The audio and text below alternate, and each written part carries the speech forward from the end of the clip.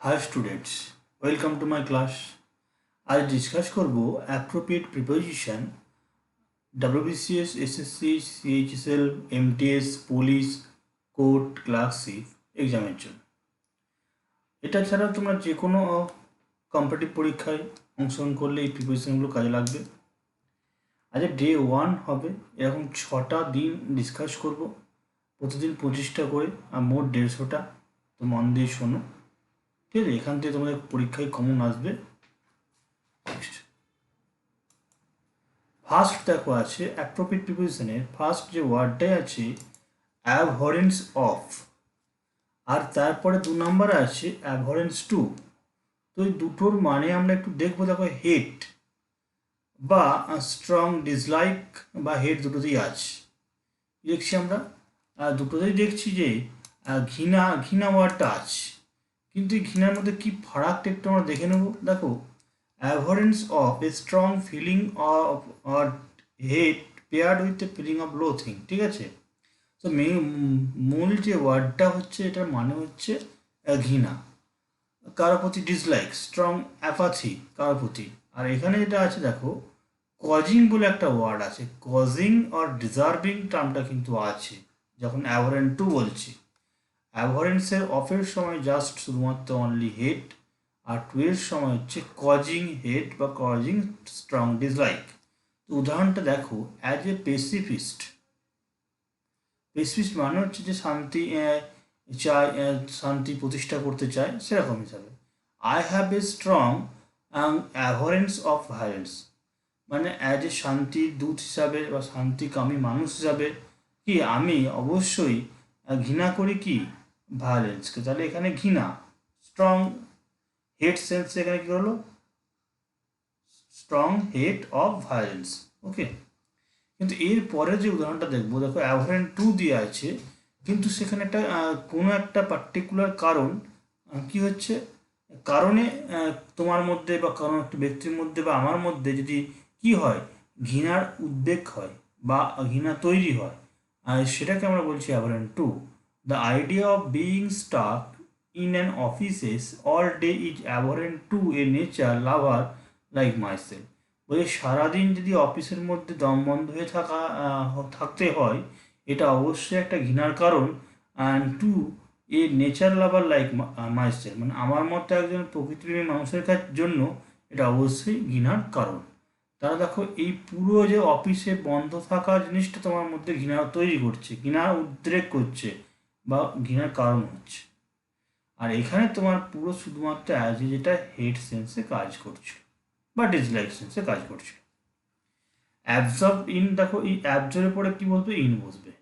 এখানে ইন ওয়ার্ডটা, তাহলে অ্যাবজর্ব ইন মানে হচ্ছে বিজি ইন ওয়ার্ক, মানে কোনো কাজে মগ্ন থাকা, ঠিক আছে? নিবষ্ট থাকা, নিবিষ্ট বা এই টার্মটা যেটা বলা হয় থাকে, মানে হচ্ছে কি বলো, নিযুক্ত থাকা, এক মনোযোগ সহকারে, একদম absorb in. She sat in an armchair absorbed in a book, সে আরামকে দ্বারাই বসেছিল একটা বই, একদম বইয়ে মগ্ন হয়ে, ঠিক আছে? অ্যাবস্টেন ফ্রম হচ্ছে hold oneself back use for food habits, কোনো খাবার থেকে, খাদ্য অভ্যাস থেকে কী পাশায় নিজেকে দূরে সরিয়ে রাখা, মানে দূরে নিজেকে সরিয়ে রাখা। His doctor has asked him to abstain from drink, দেখো ড্রিঙ্ক থেকে তাকে দূরে সরে থাকতে বলেছে, কারণ সেটা স্বাস্থ্যের পক্ষে ক্ষতিকর হবে। ওই জন্য দূরে সরে থাকার ক্ষেত্রে, দূরে সরে থাকতে এই টার্মটার ক্ষেত্রে আমরা অ্যাবস্টেন ফ্রম। তো এই অ্যাবস্টেন এর পরে ফ্রম বসে, রিফ্রেনের পরেও ফ্রম বসে। তোমরা মনে রাখবে যে অ্যাবস্টেন ওয়ার্ডটার পরে ফ্রম বসছে, যেটার মানে হচ্ছে নিজেকে দূরে সরে রাখা কোনো ফুড হ্যাবিট থেকে বা খারাপ বদ অভ্যাস থেকে। অ্যাকসেপ্ট টু মানে হচ্ছে agree to request or proposal, মানে কোনো কিছুতে রাজি হওয়া, কোনো অনুরোধে বা প্রস্তাবে রাজি হওয়া। তাহলে হি অ্যাক্সিডেড টু মাই রিকোয়েস্ট, মানে আমার অনুরোধ এসে কী হয়েছিল, রাজি হয়েছিল, সাড়া দিয়েছিল। এই টার্মটাতে আমরা কি বলবো, অ্যাক্সিডেড। অ্যাক্সেস টু মানে হচ্ছে কোনো একটা জায়গায় কি অ্যাপ্রোচ করতে দেওয়া বা রিচ পৌঁছতে দেওয়া বা পৌঁছানো, ওর একটা যে ব্যাপার রিচিং সেন্সটা আছে, পৌঁছানো, বা এন্ট্রি সেন্সে আমরা কিন্তু বলতে পারি এন্ট্রি। তো এখানে I have no access to the database, মানে আমার কোনো অধিকার নেই প্রবেশ করার, মানে এন্ট্রি যে এন্টার আর টু দ্য ডাটাবেস, ওই ডাটাবেসে। ওকে, তাহলে এখানে কিন্তু এন্টার বা এন্ট্রি সেন্সেও কিন্তু ইউজ হয়ে থাকে। ঠিক আছে, অ্যাকোয়াইন্টেন্স উইথ মানে হচ্ছে ফ্যামিলিয়ার উইথ, পরিচিতি।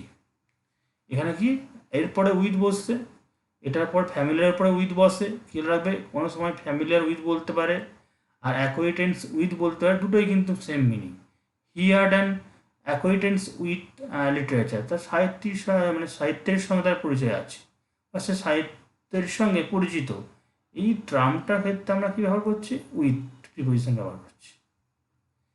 অ্যাডিক্টেডের পর টু বসে, be giving to something harmful, এমন কোনো জিনিস যেটা তোমার ক্ষতি করবে সেটার প্রতি আসক্তি থাকলে অ্যাডিক্টেড টু হয়। ঠিক আছে, আর Rohan is addicted to drugs, যেমন ড্রাগসটার প্রতি আসক্তি এসেছে রোহনের, তো এখানে টু হলো কারণ এটা খুব হার্মফুল এফেক্ট করে, যে ক্ষতিকারক, তা ড্রাগ অবশ্যই ক্ষতিকারক সেন্সে, তো এখানে অ্যাডিক্টেড টু।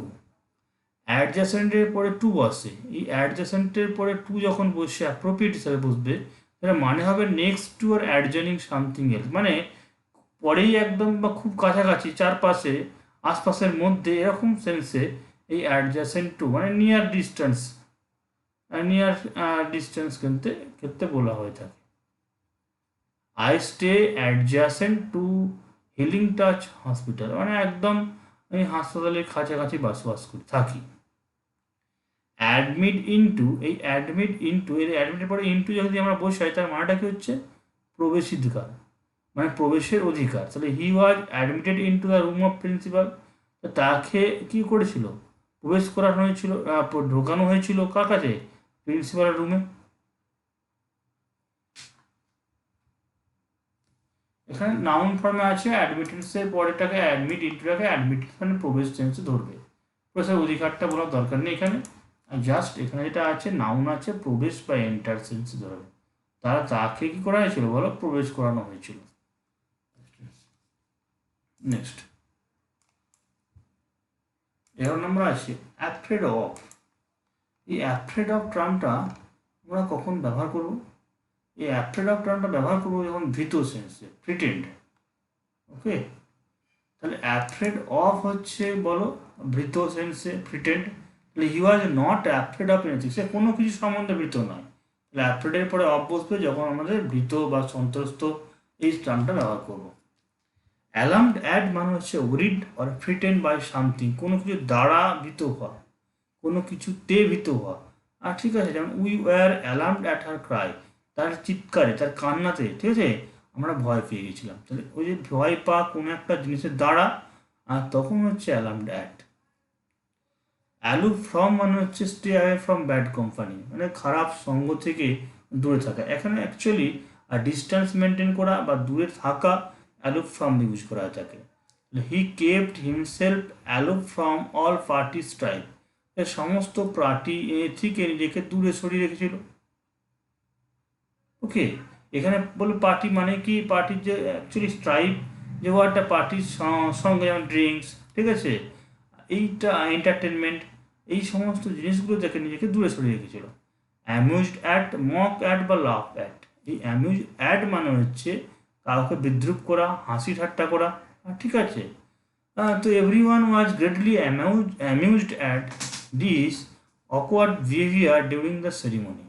তাহলে এই অকওয়ার্ড বিহেভিয়ারে, আচরণে তারা কী হয়েছিল? প্রত্যেকে তাকে মক বা হাসাহাসি করেছিল, তাকে নিয়ে হাসি ঠাট্টা করেছিল অনুষ্ঠান চলাকালীন। অ্যামিউজ উইথ, দেখো এখানে অ্যাড বলেছিল, মক বা লাভ হাসি ঠাট্টা করা, আর এখানে এনজয় করা। তো যখন উইথ হচ্ছে তখন হচ্ছে এনজয়, আর যখন অ্যামিউজ অ্যাড হচ্ছে তখন হচ্ছে মক অ্যাড মানে বিদ্রুপ করা। They amuse themselves with playing video games, মানে ভিডিও গেমস খেলে নিজেকে কি আনন্দ করছিল, উৎফুল্ল করছিল। বুঝে আছে? অ্যাংরি অ্যাট আর অ্যাংরি উইথ দুটো হচ্ছে, দেখো অ্যাংরি দিয়ে শুরু হয়েছে, কিন্তু দেখো একটার সঙ্গে অ্যাড বসেছে, একটার সঙ্গে উইথ বসেছে। তাহলে অ্যাংরির সঙ্গে আমরা অ্যাড ব্যবহার করব যখন সেটা হবে কোনো বস্তু মানে সামথিং, ব্যক্তিবাদী। অ্যাংরির সঙ্গে আমরা অ্যাড ব্যবহার করব যখন আমরা ব্যক্তিবাদে কী বলবো, বস্তু ব্যবহার করছি বা আদার্স কোনো জিনিসকে উল্লেখ করছি, তখন অ্যাংরি অ্যাট। অ্যাংরি উইথ হচ্ছে ব্যক্তি সেন্স।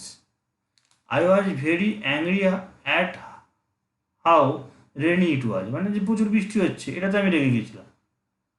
ঠিক আছে। আর Ram is not angry with me, মানে এখানে ব্যক্তি সেন্স, মি তো হচ্ছে ব্যক্তি, ব্যক্তি সেন্স কি হচ্ছে, উইথ হচ্ছে। অ্যানয়েড আট আর অ্যানয়েড উইথ সেম জিনিস। একটা হচ্ছে দেখো সামথিং মানে কিছুতে বিরক্ত হওয়া, আর কোনো কিছু দ্বারা বা ব্যক্তি সেন্সে বিরক্ত হওয়া। I was annoyed at his behaviour, তার আচরণে আমি খুব ক্ষুব্ধ হয়েছিলাম। মানুষ বাদে মানুষের আচরণটাকে বোঝা যাচ্ছে, ওই জন্য অ্যাড বসলো। আর যখন দেখো তোমার ব্যক্তির দ্বারা হচ্ছে nobody was annoyed with his friends, যেখানে ব্যক্তি আছে সেজন্য উইথ বসলো। বুঝে আছে? উইথটা হচ্ছে যখন ব্যক্তি, আর একটা হচ্ছে বস্তু। অ্যান্সার টু টার্মটা দেখে নাও, অ্যান্সার টু কখন ব্যবহার করা হয়। অ্যান্সার টু বলা হয়ে থাকে গিভ অ্যান্সার টু সামান, মানে কোনো ব্যক্তিকে বা কাউকে উত্তর দেওয়া হলে আমরা অ্যান্সার টু ব্যবহার করছি। আচ্ছা, অ্যাংসাস ফর মানে হচ্ছে ইগার, আগ্রহী, উৎসুক। ঠিক আছে, এই তখন অ্যাংসাস ফর ওয়ার্ডটা ইউজ করি, ইগার বা আগ্রহী বা উৎসুক। ঠিক আছে, I am getting so anxious for this cycle, আমি এই সাইকেলটার জন্য খুবই কি উৎসুক বা আগ্রহী। Apply for to make a formal application for the post, মানে অ্যাপ্লাই ফর মানে কোনো কিছু পোস্টের জন্য কি নাম কি নথিভুক্তের জন্য যে দরখাস্ত করা, সেটাকে বলা হচ্ছে। You need this letter in order to apply for a study permit, তাহলে তোমার প্রয়োজন এই চিঠিটা কী করা, অ্যাপ্লাই করা এ ফর এ স্টাডি পারমিট, মানে পড়াশোনার অনুমতির জন্যে, এরকম ব্যবহার পারমিশনের জন্যে এটা অ্যাপ্লাই করা দরকার। অ্যাপ্লাইয়ের পরে ফর বস। অ্যাপ্রাইজ অফ মানে হচ্ছে ইনফর্ম, মানে কোনো বিষয়ে অ্যাপ্রাইজ অফটা আমরা ইনফর্ম সেন্সে ধরবো। He was apprised of the logistic of the situation, এটা মানে হচ্ছে রসদ। ঠিক আছে, তাহলে এই অবস্থার যে রসদ, ঠিক আছে, he was surprised of the logistic of the situation, তাহলে এই যে ঘটনাটার জন্য যে রসদ পাচ্ছে কোয়া থেকে, এই বিষয়টা শিখিয়েছিল, ওয়াক হয়ে গেছিল।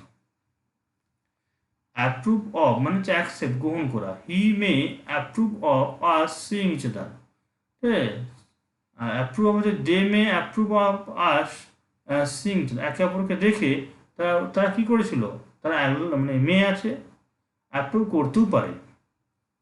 অ্যাজাম্পড অফ মানে হচ্ছে embarrassed, Peter should be ashamed of himself, লজ্জিত হওয়া, লজ্জিত হওয়া, এখানে শুড বি হওয়া উচিত সেন্সে বলছে। তাহলে Peter should be ashamed of himself, নিজে থেকে তার লজ্জিত হওয়া উচিত। 25 ডিসকাস করলাম, মন দিয়ে শোনো। Thank you.